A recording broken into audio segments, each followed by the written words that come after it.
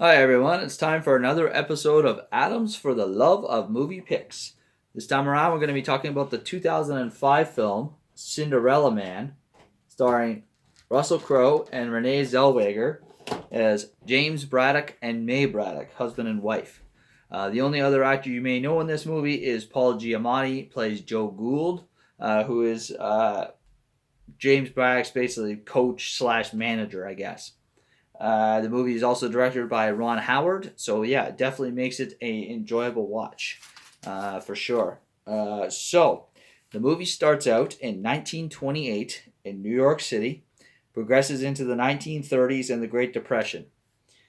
James Braddock is from and lives in New Jersey.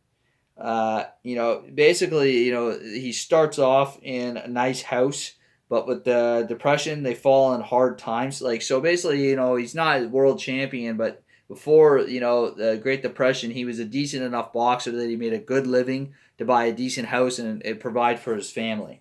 So they fall on hard times. The movie really shows in detail the hardships people faced living in and through the Great Depression.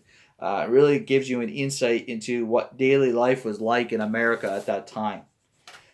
Braddock is trying to support his family by whatever means necessary, whether it be boxing for low pay or taking jobs wherever and whatever he can do to support his family.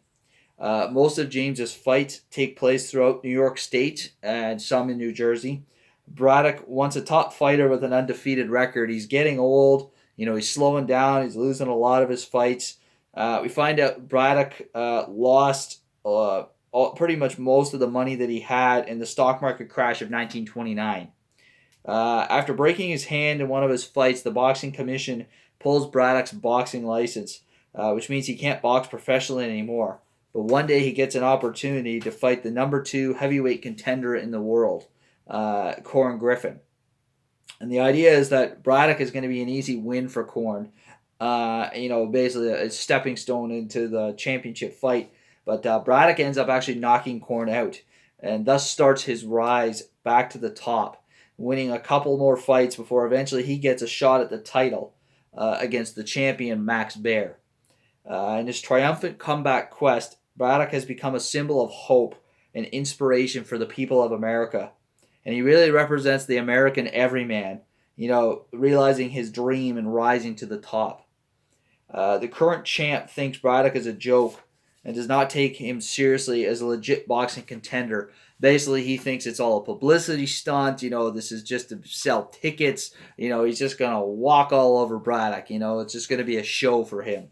But early in the fight, Braddock shows he is no slouch and not an easy win, and proves he will not fall for any of Max's games and gimmicks and showmanship. The fight ends up going the distance, and James J. Braddock wins the fight by unanimous decision and is crowned the new heavyweight champion of the world. Braddock, the strange thing about Braddock, they don't really show it in the movie, but he basically ends up holding the title for 2 years after that fight. And he only ended up defending his title once, for whatever reason. It was against Joe Louis. He put up a good fight with Joe Louis. Joe Louis is even quoted as saying James Braddock is one of the toughest opponents he has ever fought, but he ends up knocking Braddock out later in the fight, one of the only men to ever do so. That he basically loses his title, and that's pretty much the end of his boxing career. But he ends up actually going on to serve honorably in World War II, rising to the rank of lieutenant. And this movie is just a great movie about heart, never giving up, the love you have for your family, and what it means to be a family in the worst of times, and how when you have something worth fighting for, you can never really lose. Cinderella Man, great overall movie. It's well put together. It's a good script, great storyline. The acting is on point from the main actors, and even the secondary actors do their part. They do it really well. Even the three kids that play their children in the movie, do a pretty phenomenal job. Um, and also just the attention to detail in the movie is well done as well. As far as I can tell, most of the facts are pretty accurate. The rating for this movie, it's PG on the case, but I would say it's a strong PG-13 because of the boxing violence associated with this movie. So I wouldn't recommend it for anybody under the age of 13. You can pretty much find it wherever movies are sold. Not sure if it's available on any streaming platforms, but have yourself a look. Definitely recommend checking Cinderella Man out if you haven't seen it before. If you're just a fan of boxing in general, if you like the history of boxing, if you like history in general, or just a great overall film that has pretty much everything going for it. Definitely recommend checking out Cinderella Man. All right, folks, you have yourselves a good night. Take care. We'll catch you in the next one.